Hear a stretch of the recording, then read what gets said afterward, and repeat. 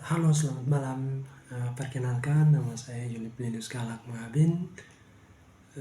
Saya mahasiswa jurusan Hubungan Internasional. NPM saya 21831 029. Dalam video kali ini saya akan sedikit berbicara mengenai eh, cara berpikir atau teori-teori dalam teori hubungan internasional. Baik, langsung saja. Yang pertama adalah eh, teori realisme.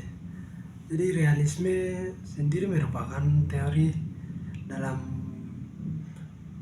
hubungan internasional yang paling dominan sejak ilmu hubungan internasional ini dibentuk.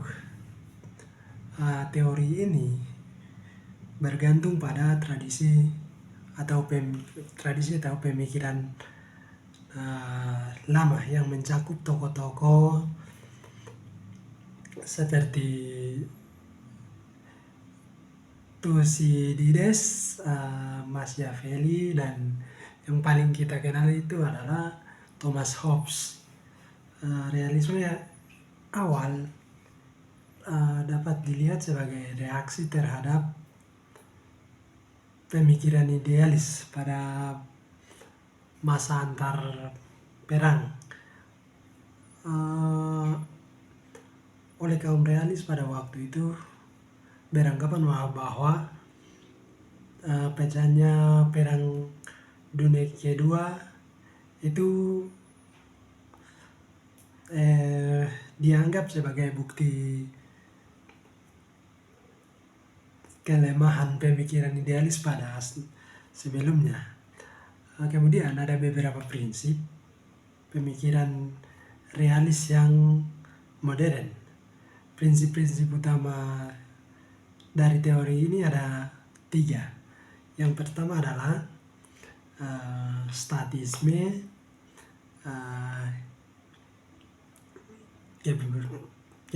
kemudian kelangsungan hidup, dan yang ketiga adalah urus diri sendiri.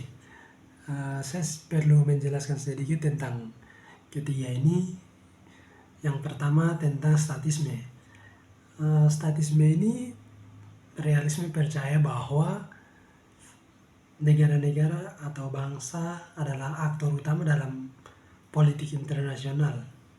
Karena itu realisme merupakan teori negara sentris dalam hubungan internasional, di mana melihat bahwa negara merupakan aktor utama. Jadi tidak ada aktor lain selain negara. Realisme ini berbeda dengan teori hubungan internasional liberal yang melibatkan peran aktor non-negara atau bukan negara, dan juga lembaga internasional atau organisasi-organisasi di luar negara. Kaum realis ini melihat bahwa negara-negara layaknya sebagai bola biliar, sedangkan kaum liberal melihat bahwa hubungan antar negara adalah layaknya sebagai jaring laba-laba, di mana dia berhubungan satu sama lain dan punya hubungan yang sangat erat. Kemudian yang berikut adalah keberlangsungan hidup.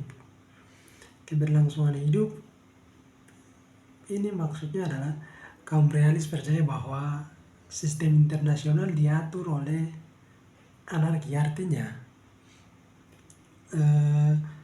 tidak ada pemerintah pusat, karena politik internasional merupakan ajang berebut kekuasaan antar negara-negara yang memiliki kepentingan. Misalnya kita punya kepentingan sebagai negara, punya kepentingan di suatu negara. Contoh paling nyata adalah Israel dan Palestina. Untuk saat ini masih berperang untuk memperebutkan wilayah. Kemudian selain Israel dan Palestina,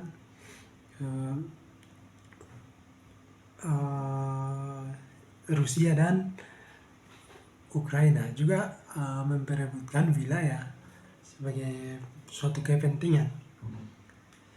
Kemudian yang berikut adalah yang ketiga tadi, yaitu urus diri sendiri. Kaum realis percaya bahwa keberlangsungan hidup suatu negara itu tidak dapat digantungkan pada negara lain. Artinya apa? Sebagai suatu negara, bahwa dia harus mampu mengurus dirinya sendiri tanpa kebergantungan kepada negara lain. Kemudian kaum realis ini memiliki beberapa asumsi utama. Kaum realis ini berasumsi bahwa negara atau bangsa adalah aktor geografis yang bersatu dalam sistem internasional yang anarkis tanpa lembaga apapun di atasnya. Di atasnya yang mengatur interaksi antar negara karena tidak ada pemerintahan di dunia. Realisme juga berasumsi bahwa negara berdaulat adalah aktor utama dalam hubungan internasional, bukan organisasi antar pemerintah atau IGO, International Government Organization, atau lembaga swadaya masyarakat, NGO, dan atau perusahaan multinasional. Negara bertindak sebagai aktor otonom rasional yang mengutamakan kepentingan nasionalnya untuk mempertahankan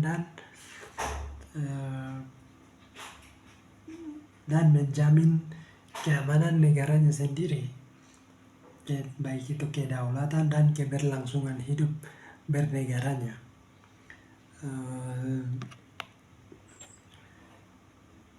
Kemudian kaum realis ini berpendapat bahwa untuk mencapai kepentingannya, negara akan berusaha mengumpulkan sumber daya, baik itu sumber daya alam maupun sumber daya manusia yang dapat mendukung kekuatannya. Dan hubungan antar negara ditentukan oleh tingkat relatif kekuasaannya. Tingkat kekuasaan tersebut ditentukan kemampuan militer, ekonomi, dan politik negara tersebut. Itu adalah pandangan dari realisme. Berikutnya adalah kita melihat tentang neorealisme atau realisme struktural. Realisme struktural atau neorealisme ini memandang bahwa pengembangan realisme yang dipaparkan oleh Karl Walsh dalam Theory of International Politics merupakan satu aliran dari neorealisme Joseph Grieco yang telah menggabungkan pemikiran neorealisme dengan pemikiran realis yang lebih tradisional. Aliran teori kadang disebut realisme modern. Neorealisme Walsh menyatakan bahwa dampak struktural harus dipertimbangkan ketika menilai suatu negara. Struktur didefinisikan sebagai prinsip penata sistem internasional yang bersifat anarkis dan tradisional oleh realisme tradisional. Ia justru menganggap bahwa kekuasaan sebagai gabungan kemampuan sebuah negara.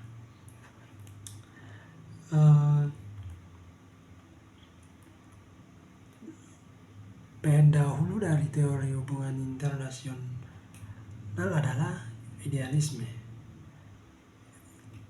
Idealisme dipandang secara kritis oleh tokoh-tokoh yang menganggap dirinya realis. Misalnya Karl dalam hubungan internasional dan idealis adalah aliran ilmu yang menyatakan bahwa negara harus menjadikan filsafat politik dalam negerinya sebagai kebijakan luar negerinya. Contohnya, seorang idealis percaya bahwa pengentasan kemiskinan di dalam negeri harus dibarengi pengentasan kemiskinan di luar negeri. Kemudian kita masuk ke yang berikut adalah yang paling umum digunakan oleh negara-negara besar di dunia seperti Amerika, Inggris, dan lain-lain sebagainya, yaitu liberalisme. Teori liberalisme ini menyatakan bahwa pilihan negara bukan kemampuan negara adalah penentu perilaku negara yang paling utama, tidak seperti teori sebelumnya yaitu realisme bahwa negara adalah pelaku tunggal. Liberalisme menyertakan kemajemukan. Jadi dia ini tidak beranggapan bahwa tidak sepaham atau tidak seperti yang sebelumnya yaitu realisme, baik itu perilaku negara. Karena itu pilihan terhadap negara berbeda-beda tergantung faktor kebudayaan, sistem ekonomi atau bentuk pemerintahan. Liberalisme ini juga berpendapat bahwa interaksi antar negara tidak terbatas pada politik atau keamanan, tetapi juga ekonomi, kebudayaan, atau lewat perusahaan, organisasi atau perorangan. Sistem internasional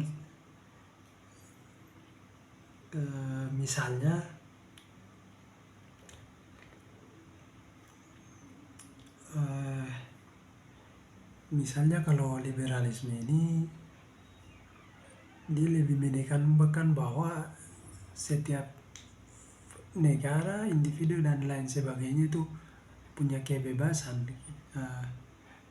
Dari kata awalnya atau akar katanya kata liberal yaitu bebas. Jadi dia lebih mengutamakan pada kebebasan. Kemudian yang berikut adalah turunan dari liberalisme ini yaitu neoliberalisme atau neoliberalisme merupakan bentuk terkini atau bentuk setelah pemikiran liberalisme atau pemikiran modern setelah liberalisme. Neoliberalisme ini menyatakan bahwa lembaga internasional dapat mendorong kerjasama antar negara dalam sistem internasional. Kemudian kita masuk ke yang berikut yaitu konstruktivisme atau konstruktivisme sosial. Disebut sebagai konstruktivisme ini disebut sebagai salah satu tantangan terhadap dominasi teori hubungan internasional sebelumnya, yaitu terutama teori neoliberalisme dan neorealis. Michael Burnett menulis bahwa teori hubungan internasional konstruktivis mempelajari bagaimana pemikiran menentukan struktur internasional, bagaimana struktur menentukan kepentingan dan identitas negara. Kemudian dan bagaimana negara dan non-negara menyusun kembali struktur ini. Elemen utama konstruktivisme adalah kepercayaan bahwa politik internasional dibentuk oleh pemikiran persuasif, nilai kolektif, identitas kebudayaan, dan identitas sosial.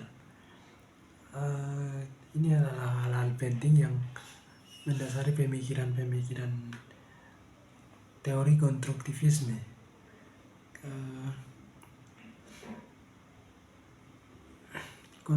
Konstruktivisme berpendapat bahwa kenyataan internasional dibentuk secara sosial oleh struktur kognitif yang memberi makna bagi dunia nyata. Teori ini muncul melalui perdebatan terkait metode ilmiah, teori hubungan internasional, dan peran teori dalam menentukan kekuasaan internasional. Kemudian dalam perjalanannya salah satu tokoh dari teori konstruktivisme ini menyatakan bahwa yaitu Immanuel Adler menyatakan bahwa konstruktivisme berada di antara teori internasional rasionalis dan interpretatif. Kemudian teori konstruktivisme ini muncul karena kegagalan realisme atau liberalisme dalam memprediksi akhir perang dingin, sehingga ada muncul juga teori ini untuk meningkatkan kredibilitas terkait adanya teori konstruktivisme. Teori konstruktivisme mengkritik asumsi teori hubungan internasional yang tidak berubah dan menegaskan bahwa hubungan internasional merupakan suatu konstruksi sosial.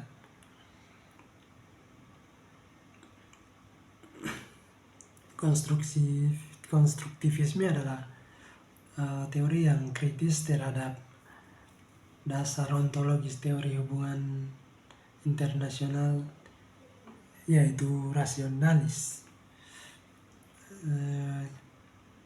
Sebelumnya bila teori realisme sebelumnya mementingkan keamanan dan kekuasaan materi, dan liberalisme mementingkan independensi ekonomi dan faktor-faktor dalam negeri.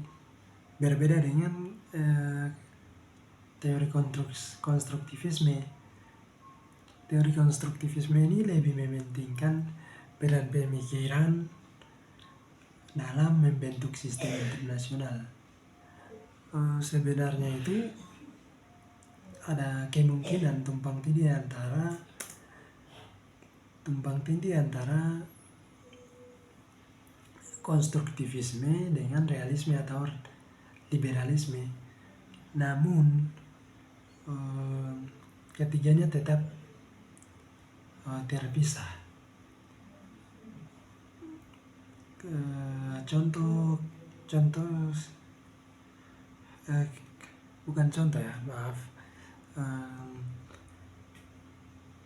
Kaum konstruktivis ini percaya bahwa faktor-faktor idealis atau ideasional atau pemikiran ini kadang memiliki dampak yang lebih besar, bahkan melampaui kekuasaan materi. Contoh, kaum konstruktivis memandang bahwa peningkatan ukuran militer Amerika Serikat lebih masuk akal bila dikaitkan dengan Kuba antagonis lama adalah Amerika Serikat daripada Kanada, sekutu dekat Amerika Serikat. Yang berikut adalah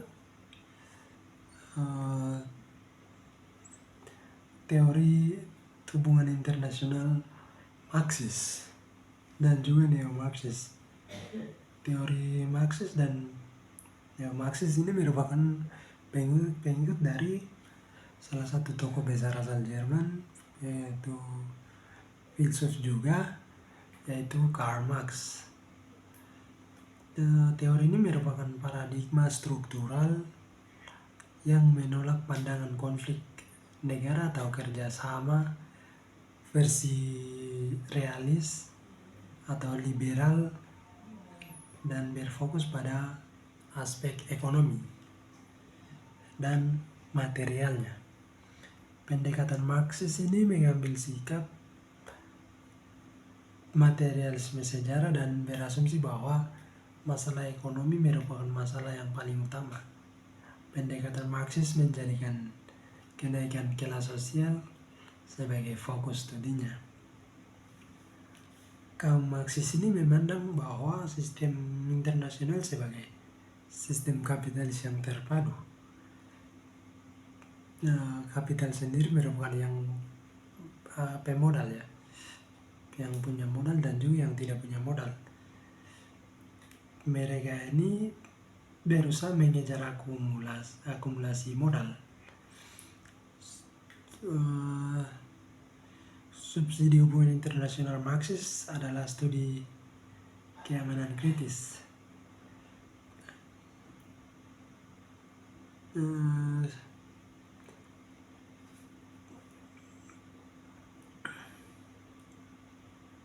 Pendekatan ini bergantung pada pemikiran Antonio Gramsci yang menyangkut hegemoni kapitalisme.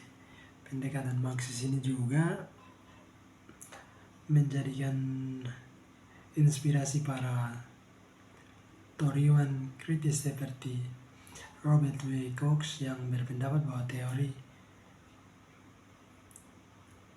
selalu untuk orang tertentu dan juga tujuan tertentu. Baik, mungkin dalam video singkat kali ini beberapa penyampaian itu yang dapat saya sampaikan. Semoga ini bisa bermanfaat bagi teman-teman dan juga saya pribadi. Terima kasih.